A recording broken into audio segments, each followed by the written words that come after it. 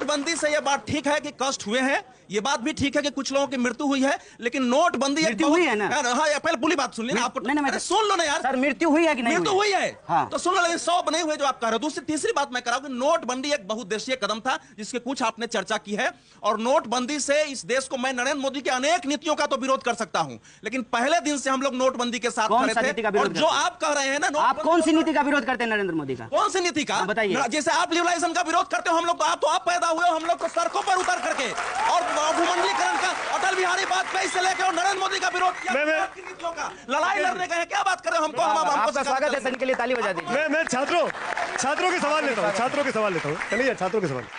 Sir, मेरा नाम आदर्श दीक्षित है। मैं कन्हैया जी से यह जानना चाहता हूं कि अभी राहुल गांधी ने कहा था कि गरीबी से आतंकवाद है, और आप भी पहले एक बार कह चुके हो कि गरीबी से आतंकवाद है। तो सर, मैं ये जानना चाहता हूं, ओसामा बिन लादेन इस दुनिया का सबसे धनी आदमी था, बगदादी भी सबसे धनी आदमी है, तो फिर जब ये इतने धनी लोग हैं, ये गरीबी से आतंकवाद कैसे हो सकता है? सर, मैं भी गरीब हूँ, तो क्या मैं आतंक करने लगूंगा? मैं आतंकवाद को बढ़ावा दे दूंगा? पहली बात तो यह है कि मैं भी गरीब हूं और मैं किसी भी आतंकवाद का समर्थन नहीं करता हूं। रही बात ओसामा बिन लादेन का कि वो पैसा वाला था, नाथूराम गोडसे भी पैसा वाला आदमी था जिसने गांधी की हत्या कर दी। वो आतंकवादी था कि नहीं था? किसी एक व्यक्ति का नाम लेकर के जो कारण है, उस कारण को नजरअंदाज नहीं किया जा सकता है। कुछ आतंकवादी ऐसे हैं जो अच्छे पृष्ठभूमि से आते हैं, पढ़े लिखे होते हैं, डॉक्टर इंजीनियर होते हैं। नाथूराम गोडसे भी पढ़ा लिखा इंसान था जिसने गांधी को मारा। इसका ये कतई मतलब नहीं है कि समाज के भीतर जो इकोनॉमिक डिस्पैरिटीज होती है, उसका जो समाज के भीतर अराजकता पैदा होने में कोई भूमिका नहीं होती। आपसे मेरा क्वेश्चन ये है कि आपने अभी नोटबंदी के जरिए भी अर्बन नक्सलिज्म को नकारना चाहा, तो मेरा ये सवाल है कि 9 फरवरी 2016 को कौन सी नोटबंदी थी जब नारे लगे थे जेएनयू में, और उसको आप चलो हम आपको अर्बन नक्सलिज्म नहीं कहते, वो जो उन बच्चों ने नारे लगाए थे, आप उनको कौन से नक्सलिज्म में गिनते हैं? कन्हैया कुमार आए और टुकड़े टुकड़े गैंग कथित तौर पर 9 फरवरी का जिक्र ना हो तो कैसे होगा? देखिए, सबसे पहली बात तो यह है कि वहां पे नारे लगे थे कि नहीं लगे थे, इसकी जानकारी मुझे नहीं है, क्योंकि मैं वहां मौजूद नहीं था। दूसरी बात यह है कि मैं उस कार्यक्रम का आयोजक नहीं था और ना ही मैं वहां उपस्थित था। तीसरी बात यह है कि नारा लगा है कि नहीं लगा है, इसका जांच करने का काम पुलिस का है। 2.5 साल हो गया है, उस मामले में कोई गिरफ्तारी नहीं हुई है, और इवन जिन लोगों को गिरफ्तार किया गया उनके ऊपर कोई आरोप पत्र नहीं दाखिल किया गया। ये फैक्ट है। अब रही बात कि देश के भीतर यदि ऐसा कुछ होता है किसी के भी द्वारा, यह एक गैर कानूनी गतिविधि है। असली मुद्दे देश के कन्हैया कुमार तय करेंगे। नहीं, जनता का सवाल, जनता का मुद्दा है ये। शिक्षा सिर्फ मेरे लिए है। सुनिए मेरी बात, आप अपने बच्चों को स्कूल नहीं भेजते हैं। आपको इस बात को आप अपने समझाना बच्चों को स्कूल भेजते हैं कि नहीं भेजते? आप मुझसे सवाल पूछिए, क्या साबित करना नहीं, तो आप कहते हैं आप भी स्कूल जाते हैं, मैं भी स्कूल गया था। आप भी कॉलेज गया, मैं भी कॉलेज गया। आप जेएनयू जैसे कॉलेज में, साधारण से कॉलेज में गया। आप बहुत बड़े कॉलेज में पढ़े, मैं साधारण से कॉलेज में पढ़ा। आप बहुत अव्वल दर्जे के छात्र हैं, मैं बहुत निम्न दर्जे का छात्र हूँ। तो देश का असली मुद्दा जो है वो शिक्षा है कि नहीं? कन्हैया, सब कुछ है। इस देश का असली मुद्दा बीते 4 साल में पैदा हुआ है। 65 साल को भूल जाएंगे आप? मैं वही कह रहा हूँ। आप राजनीतिक शख्सियत के तौर पे यहाँ पे हैं और आप मोदी पे सवाल खड़े करके अपने आप को राहुल गांधी के साथ सटा रहे हैं जाके। नहीं, ये इशारा साफ मिल रहा है कि आप अपनी नहीं 19 की लड़ाई में जो बात राहुल गांधी कहते हैं कि आज मोदी को हराना है ताकि कल कन्हैया कुमार राहुल गांधी के साथ खड़े होकर एक नई सरकार बना सके। नहीं, ये तो आप नहीं तय करेंगे ना। ये तो मैं आप यही कर रहे हैं ना, आप यही कर रहे हैं ना। ये देश की जनता तय करेगी। आप यही तो बता रहे हैं। ये देश की जनता तय करेगी। कन्हैया, आज आप ये बात साफ करिए, आप 2019 में राहुल गांधी जी के साथ हैं कि नहीं है, और आप उन्हें देश का प्रधानमंत्री देखते हैं या नहीं देखते? वाह, बहुत अच्छा सवाल पूछा है।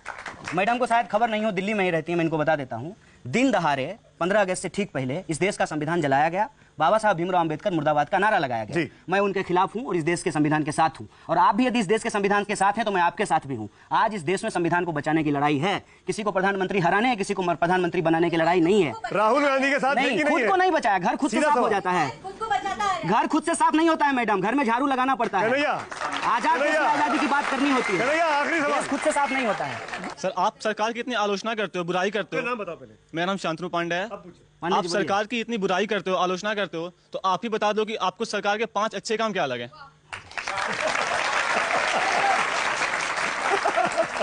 सरकार का यदि आप कहेंगे कि अच्छा काम, वो सरकार बनने से पहले हमको अच्छा लग रहा था। जैसे सुन लीजिए, जब ये कहा गया कि मोदी जी चाय बेचने वाला का बच्चा है, तो मैं बहुत खुश हुआ कि इस देश में लोकतंत्र की वो ताकत है कि चाय बेचने वाला का बच्चा भी देश का प्रधानमंत्री बन सकता है।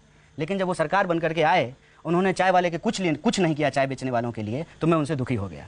दूसरा सवाल, वो कहते हैं कि मेरी माँ बर्तन मांजती थी, मेरी माँ भी आंगनबाड़ी में काम करती है। इसको मार्केटिंग करने का सवाल नहीं है। सरकार जो है, सरकार जिस तरीके से मार्केटिंग की है वो सुन करके बहुत अच्छा लगता है। डिजिटल इंडिया हो स्टार्टअप इंडिया हो, स्टैंड अप इंडिया हो, सुनने में बहुत अच्छा लगता है, लेकिन सरकार ग्राउंड पे एक भी ऐसा काम नहीं किया है जो हमको अच्छा लगे। तो इनसे भी व्यक्तिगत सवाल आप ये कह सकते थे कि मुझे एक भी काम अच्छा नहीं लगा। हाँ तो कहते ये कह देते थे ना। नहीं, व्यक्तिगत आक्षेप जो लगाना है ये जरा थोड़ा दुख की बात है, लेकिन मैं एक थोड़ा सुन लीजिए आप, सामाजिक समानता की इन्होंने आज बहुत बात करी है, तो इनसे ये पूछा जाए कि इन्हीं की पार्टी के, अभी इन्होंने सीपीआई ज्वाइन कर लिया है, तो इन्हीं की पार्टी के इनके बहुत ही करीबी मित्र लोग हैं जिन्होंने इन पे और इनके संगठन पे जातिवाद का आरोप लगाते हुए जो है त्यागपत्र दिया है और कहा है कि हम पार्टी तक छोड़ रहे हैं। तो उस विषय में ये क्या कहना है, क्योंकि व्यक्तिगत इन्होंने आक्षेप लगाने शुरू किए जल्दी से। उस 10 सेकंड उस विषय में हमने पहले ही कह दिया है कि इस देश के भीतर जब भी कोई आंदोलन खड़ा होता है तो उस आंदोलन को भीतर से तोड़ा जाता है। हार्दिक पटेल के साथियों को बीजेपी के नेता पैसा दे रहे थे, उसका वीडियो आया था, याद है ना आपको, चुनाव जब गुजरात का चुनाव हो रहा था, और जब गुजरात का चुनाव खत्म हो गया है तो उस हार्दिक पटेल के साथी की कोई बात नहीं हो रही है। हम सही हैं कि गलत हैं, सुनिए ना, आरोप होता है, हम सही हैं कि गलत है, ये इतिहास तय करेगा मैडम, ये इतिहास तय करेगा। आप दोनों को रोकूंगा, गीता जी और कन्हैया, आप दोनों को रोकूंगा, वक्त की कमी है, माफी चाहता हूं। जोरदार तालियां छात्रों आप सबके लिए, कन्हैया जी के लिए, जिन्होंने इतने सारे लोगों के सामने आने को स्वीकार किया और सबको संतुष्ट करने की कोशिश की। कन्हैया, हमारी शुभकामनाएं आपके साथ है। Thank you so much. मैं उम्मीद करता हूं कि देश को जवाब मिला होगा कि जो लोग उन कथित माओवादियों के साथ नहीं है या जो लोग उस गिरफ्तारियों का विरोध कर रहे थे, उनके कामकाज, पुलिस के कामकाज में जो दखलंदाजी हो रही थी, उस पर कन्हैया कुमार लोगों को संतुष्ट कर पाए हो अपने जवाबों से। Thank you so much.